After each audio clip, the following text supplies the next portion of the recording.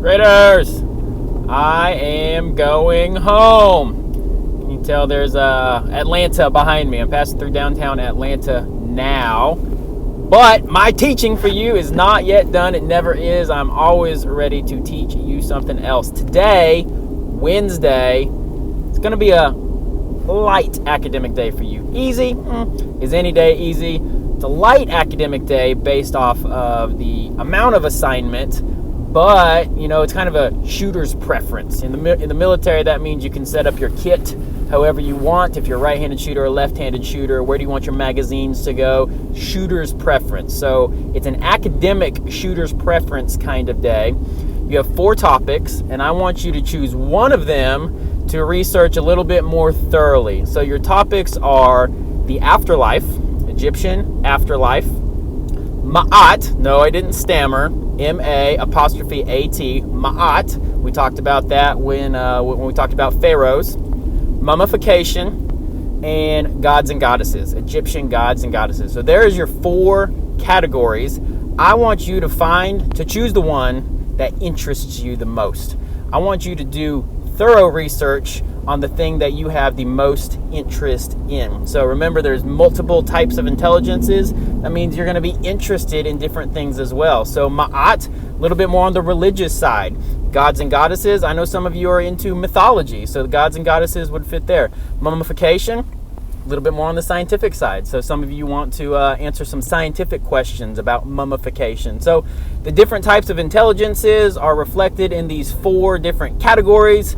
Choose one, research it, go to town. I've given you a couple of resources, which is not the same as spoon feeding. You have the textbook chapter, and I've led you to a few articles that are attached below the original mega post on Google Classroom. But you also have the world at your fingertips if you're sitting at a computer, or literally in the back of your pocket if you have a phone, smart device of any type. So feel free to use a variety of search engines available to you, Google or anything else. Be careful of your sourcing, okay? Remember, Wikipedia is maybe like that oatmeal cream pie we find in the if we find in the trash can. Definitely stay away from the type of sources that are the oatmeal cream pie found in the toilet.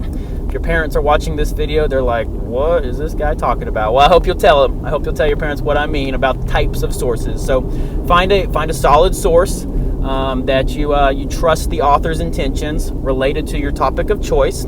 That's going to help you learn about it. And then the actual activity for the day is to make a postcard that reflects what you've learned. This postcard sheet, if you're in class, I handed it to you. If you were not in class, you should have received a packet from the front office. Just make a front and back postcard, okay? This sheet looks like the outline of a postcard, or even if you don't have the exact sheet, you can still make something that looks like a front and back postcard. What's on a postcard? What's on the front? Let's say you go to Hawaii and you get a postcard. Well, it's probably going to have something that reflects Hawaii. So on the front of the postcard, just draw or use words to make something that reflects what you learned about your topic of choice. And then on the back, of course, you're going to write the address. Be creative. What type of address might you make up to reflect what you learned?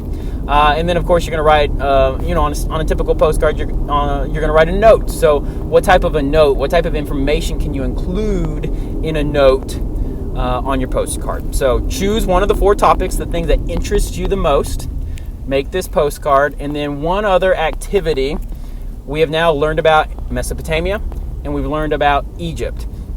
The sheet that has 2 circles is called a Venn diagram, V-E-N-N, and you can see that there's 2 individual circles. One side says Egypt, one side says Mesopotamia, but then they connect in the middle, and that reflects both.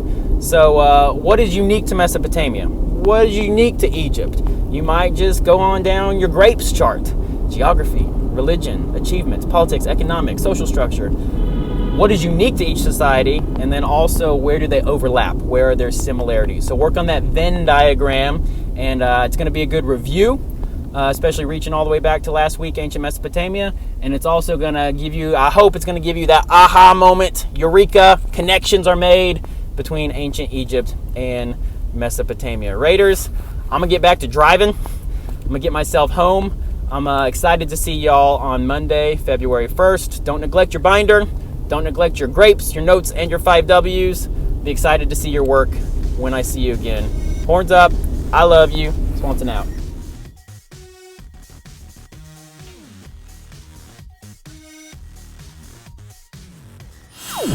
Last thought. You're going to see a couple extra slides right after my portion of talking here, or if you open the Google Slides, PowerPoint slides via our Google Classroom, you'll see some extra slides on King Tut and the Pharaoh Hatshepsut, female pharaoh. Did you know? This is extra information for today. If we were in class, we would likely have time to discuss this a little bit more. We're not in class today, so I'm asking you to have a curiosity, to have a personal thirst for learning, and read a little bit more about King Tut and Hatshepsut. You won't regret that you do. You'll be a better person, more knowledgeable because of the couple minutes you put into these videos and extra readings. King Tut, Hatshepsut, worth your time.